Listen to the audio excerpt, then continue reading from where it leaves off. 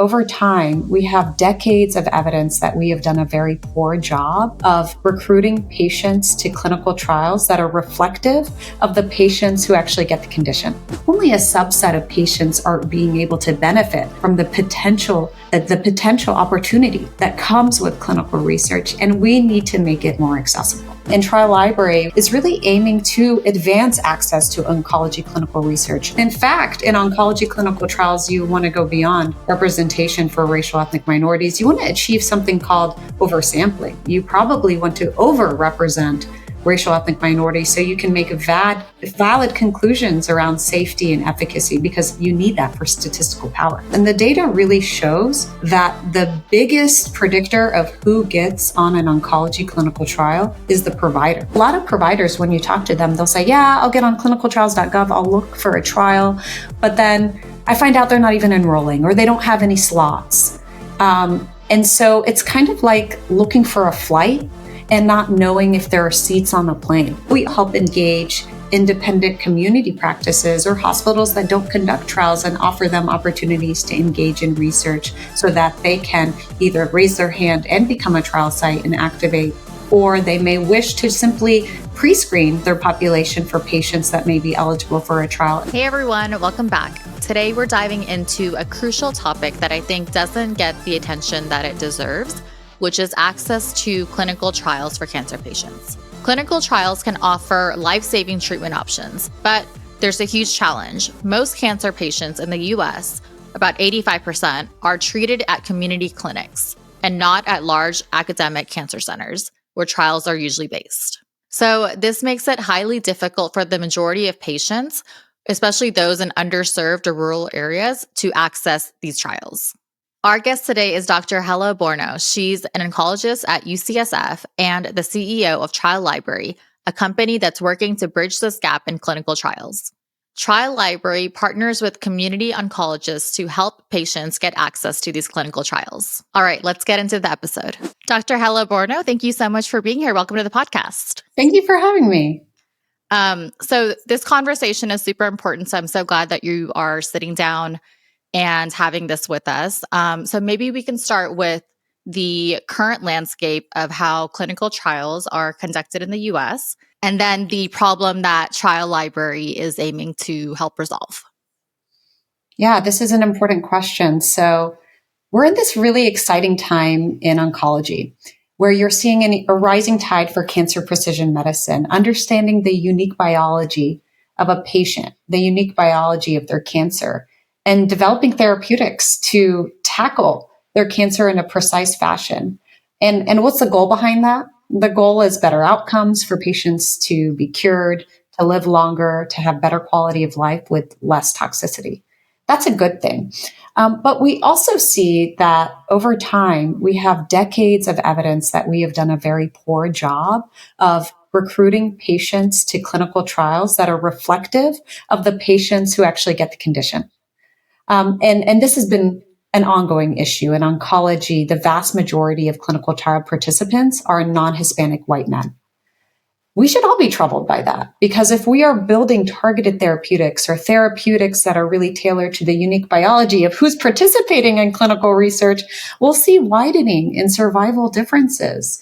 We could potentially be doing harm. So this is something that I think has a lot of urgency around it today more than ever.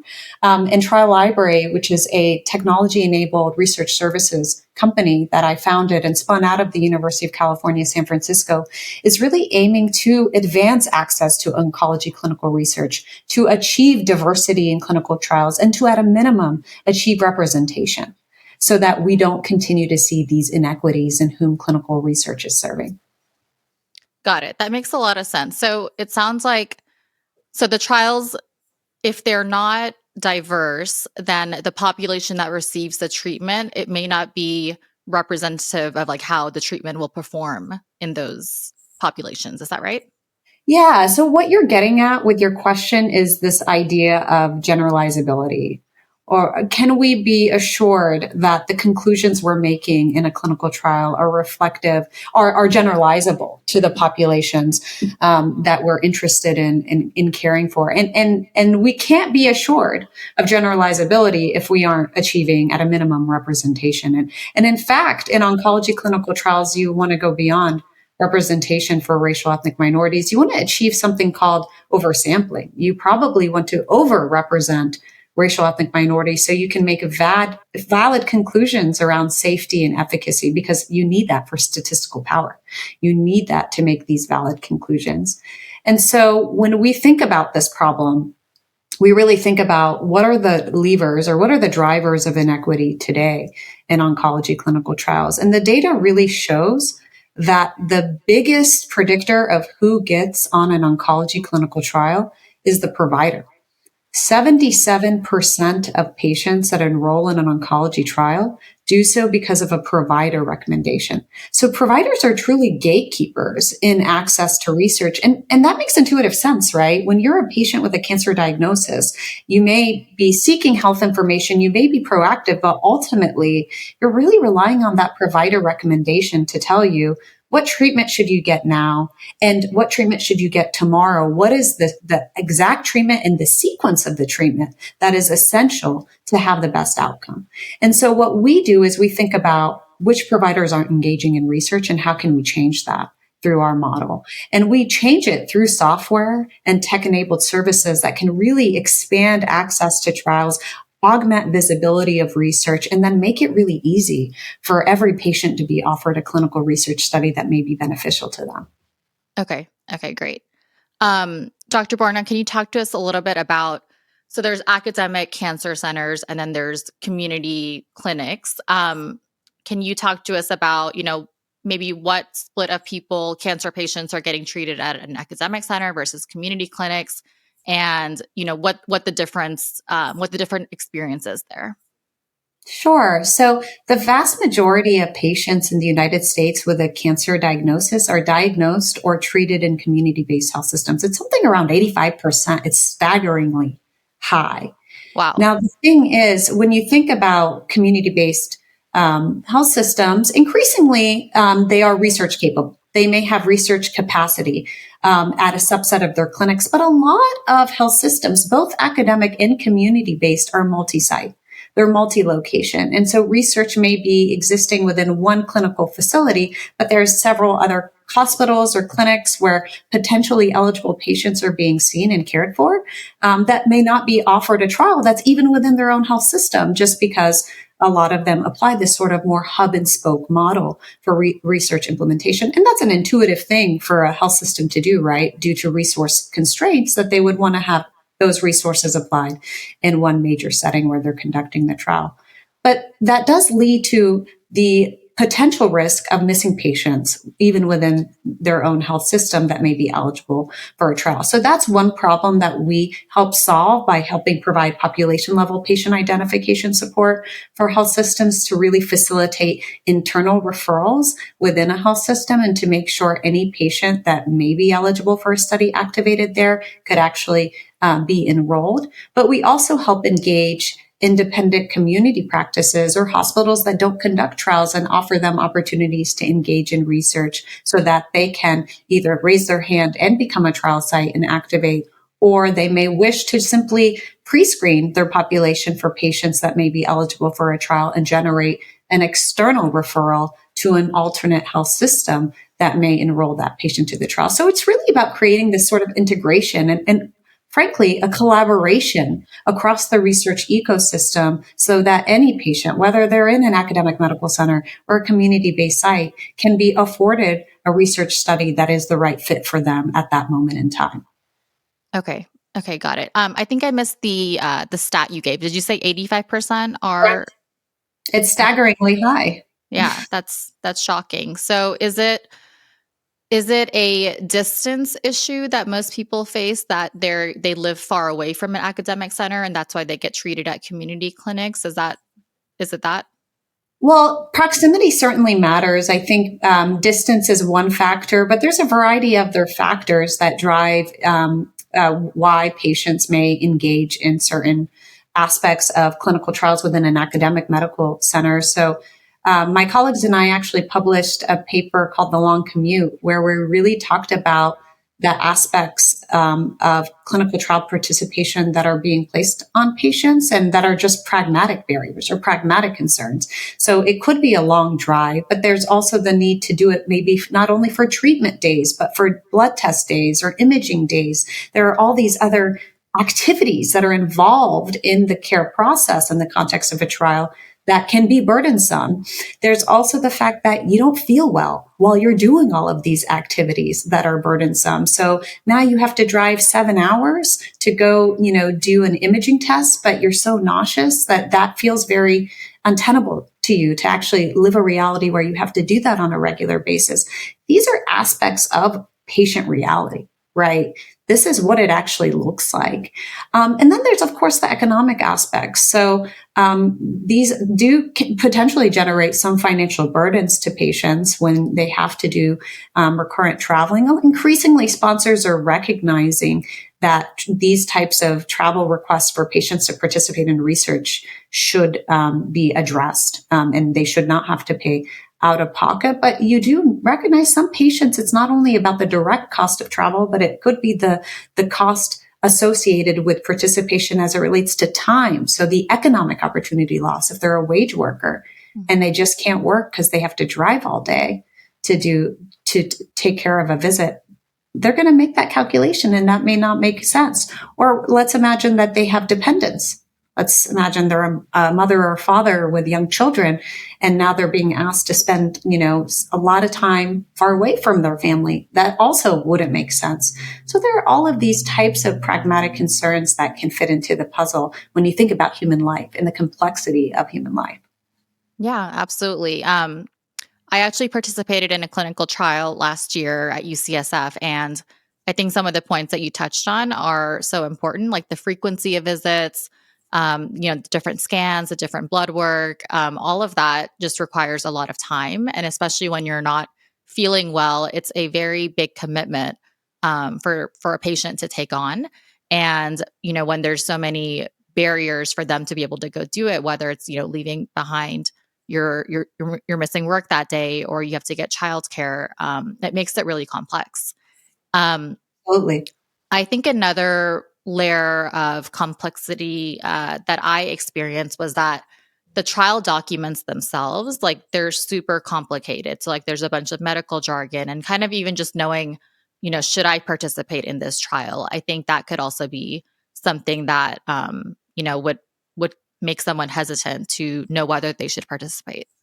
Absolutely. Yeah. I mean, they've done analyses looking at the average reading grade level of these materials. It's often high school level, 11th, 12th grade. It's not really accessible for a lot of people that live in the United States. And that's just in English. When you think about patients with limited English proficiency, if it is translated into a short form into another language, there could be other aspects to their reading level that also we're not picking up on. But absolutely, your average patient's struggling to understand it. That's why that relationship with the provider is key. They're ultimately saying, hey, I don't really know what this is necessarily means for me, but you're telling me this is a good idea, and I trust you.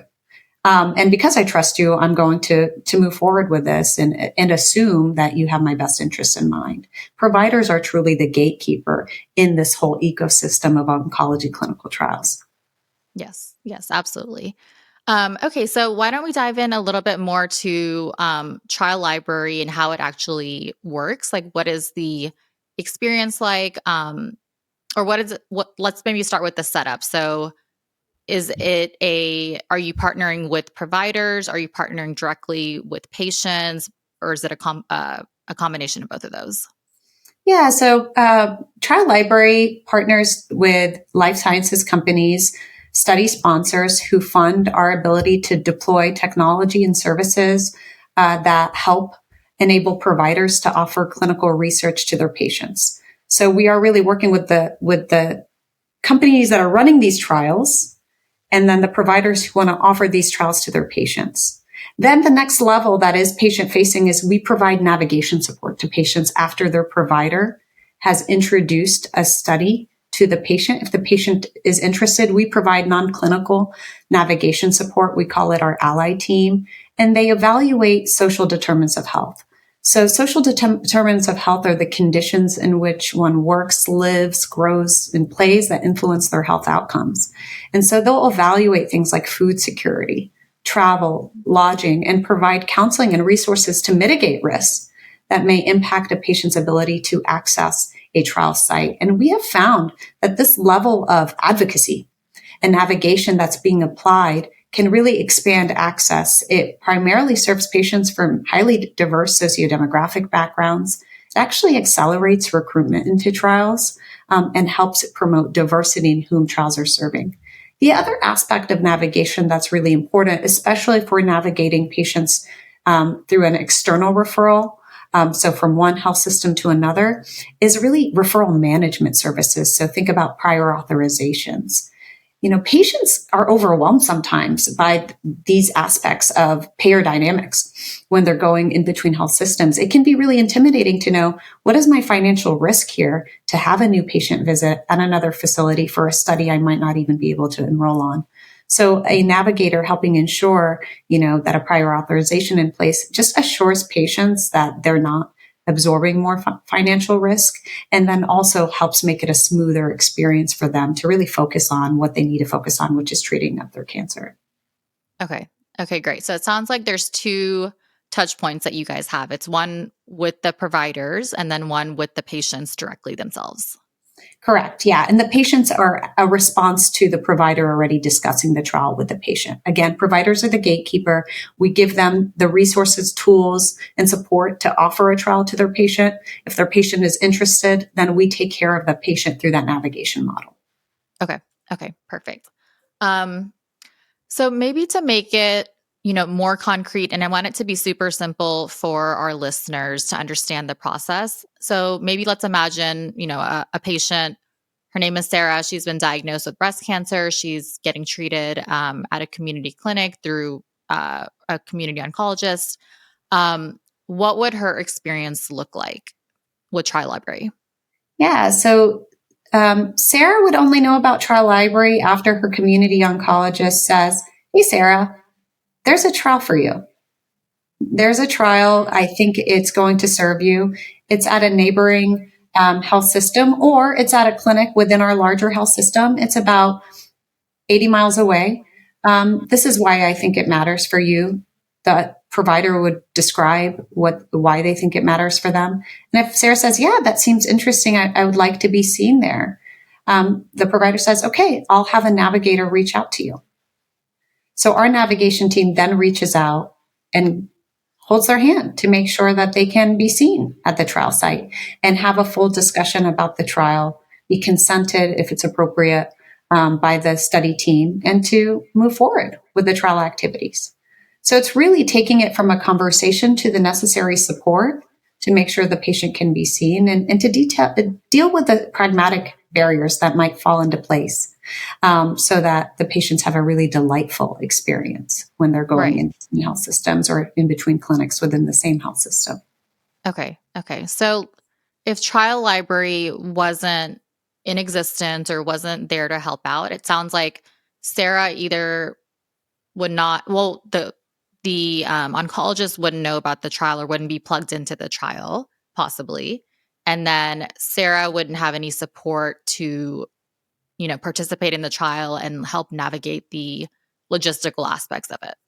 Yeah. So Bisma, I'd ask you, when you participated in a trial, who offered it to you? My oncologist. Your oncologist. Yep. Your oncologist offered it to you. So you happened to be receiving care in a facility that had the right trial, and your provider knew to offer it to you. Right. So that's fantastic. And so what we want to do is make sure that everyone's oncologist can offer them a trial and can make it easy for them to participate. But imagine if you were seen in a location where they didn't have a trial and they said, "Actually, UCSF has a trial for you." That might be intimidating for you. How do I get seen at UCSF? Who schedules the new patient visits? What do they need to get that appointment time? There's this degree of, opaqueness that can come with care coordination. Yeah. And that's really scary for patients when they want a journey, a timeline of what's happening. They want a plan. That's Right. what patients want. And if you don't have that in place, it can create a lot of anxiety. And so the navigators really hold their hands so that they know there is a plan. They are getting that support. Right. And the way that clinical research is offered today, patients have to do a lot of the work. So if you aren't seen by a provider who's offering a trial, then you have to go get a second opinion at another provider and see if they have a trial. And then if they don't have one, you get a third opinion. So it's really ends up being a lot of burden, cost, and resourcing for patients in order to figure out, have they really explored every potential option for them? And it shouldn't be that way. That is driving bias in whom research is serving. Only a subset of patients are being able to benefit from the potential opportunity that comes with clinical research, and we need to make it more accessible. So that's why we focus on changing that paradigm so that patients don't have to shoulder all this effort and work. Yeah, I completely agree. I think it's highly burdensome. Most of us, we don't have a medical background. We don't know what a lot of this stuff means. We're not used to, working with insurance companies and figuring out that aspect. So it's all really overwhelming. And I think to what you said earlier, when you're not feeling well and when you're diagnosed with cancer, it makes it that much harder to be able to take this on. Absolutely. Yeah. Absolutely. So you mentioned a little bit about financial, was it resources or support? What kind of help is provided there from Child Library? For the navigation support, we do an intake looking at food security, travel, and lodging. So if we find a patient is food insecure, we'll help them apply for food assistance programs. If they need travel or lodging support, we can help coordinate that. It's that kind of high touch support to really deal with those pragmatic concerns so that they can be seen at the trial site, but also to ensure that there's a plan for how they can retain that level of support while they're on study. So very much closely working with the study team to prepare that patient to be successful, to be able to engage in the study and to not worry about those other details. Okay. Okay, that's great. And if someone listening in, let's say their oncologist hasn't mentioned anything regarding clinical trials, would it be appropriate for them to bring it up to their oncologist that, hey, there's this company Trial Library? Is that an appropriate conversation someone could have? Absolutely. Absolutely. What I want to empower your listeners, especially those who are caregivers or patients, to ask their providers about Trial Library. Let them know Trial Library has a provider facing trial search tool that can help them find trials that they may be eligible for. And we make that provider facing trial search tool as easy to use for very busy healthcare providers. It's available. It is free to providers. We really wanted to advance access. And the piece of what our trial search do, which is very important, it is not only telling them this trial is clinically appropriate for the search characteristics that they're putting in, but it also has integrated services. And so we will actually verify that there are slots at the trial site if they wish us to do so. Because a lot of providers, when you talk to them, they'll say, yeah, I'll get on clinicaltrials.gov, I'll look for a trial, but then I find out they're not even enrolling or they don't have any slots. And so it's kind of like looking for a flight and not knowing if there are seats on the plane. Right. It's a useless activity if you can't be certain that the opportunity for the patient to enroll is truly there. And you don't want to discuss something with a patient when really there's not even a chance they're going to get on, because that can upset the patient. They can lose trust in the provider if they're offering them something that's not available. And so we provide that sort of necessary integrated support of slot verification, helping them connect with the trial site principal investigator if they wish, so they can get all the information they need in order to feel confident in offering a study to a patient that may require some level of travel or some other burden that the patient would have to take on. Yeah, I think that's so important what you said. I think, if I'm I'm imagining if my oncologist said to me, hey, there's this possible clinical trial, but then, and then I'm feeling hopeful that maybe this is something that, I could be a part of or could, really change the course of my treatment, but then come to learn that it's not even something that has a spot available or that I can be a part of. I think that would further, kind of like diminish my hope in possible treatments. It totally be discouraging. Yes, absolutely. Okay. So patients can't directly go on Trial Library to find a trial that's available. They would have to talk to their provider, and then the provider would let them know if they are in the screening guidelines. So our trial search is publicly available. So a patient could use it. However, It is truly designed for the provider primarily because we recognize that ultimately the patient is probably not going to enroll in a trial without their provider's perspective. And so we've designed it really for the core audience of a provider serving patients anywhere in the United States. However, a patient could go on to trial search themselves at triallibrary.com. Okay, perfect. Dr. Borno, this has been a really helpful and amazing conversation. As we wrap up, is there anything else you'd like to share with patients listening in or a provider listening in on how they can, be more a part of this? I invite anyone with questions to reach out to us through our website.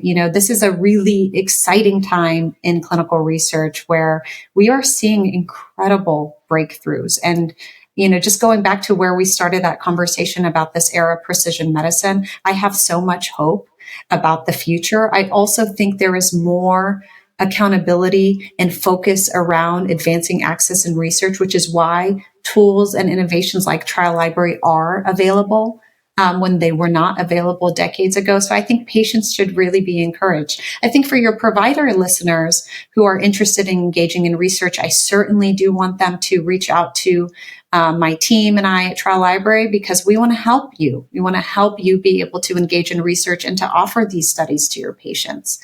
And we believe that, any provider in the United States should be able to know how to offer research to patients. We just need to make it as easy as possible. And that's what Trial Library seeks to do. Amazing. Thank you so much for all of your work that you're doing. Thank you. Thank you for this conversation. Thanks for listening to The Other C Word, hosted by Bismilology. New episodes drop Mondays. Connect with me on socials at Bismilology, and let's all learn, grow, and inspire each other.